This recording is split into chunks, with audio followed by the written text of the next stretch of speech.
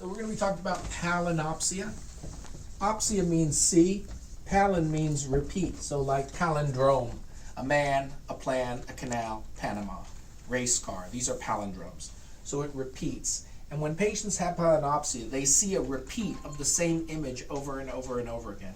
So, for example, they might be looking at their hand, and they just see their hand over and over and over again, 5 hands in a row.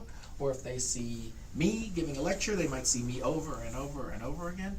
It can be both a hallucinatory palinopsia, where they see a image, but not one they're looking at, or an illusory palinopsia. For example, they're looking at their hand and they see multiple interpretations of their hands. Obviously, this is going to be a higher order cortical-based phenomenon. It doesn't arise from the eye. And when you hear this palinopsia, you probably should be imaging the patient with an MRI. Usually the lesion is occipital or in the visual association cortex. It can be caused by medicines. The most common medicine to cause it is clomiphene, the drug used for infertility.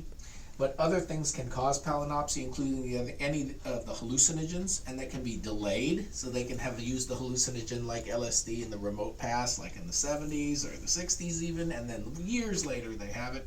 Migraine can cause it, and seizure can cause it. But we need to do an MRI to look at the occipital lobe.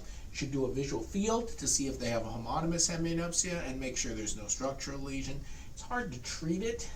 Many of the patients benefit from just having reassurance, but we can use anti-seizure medicines and anti-migraine medicines to try and treat the palinopsia, and of course treating the underlying etiology.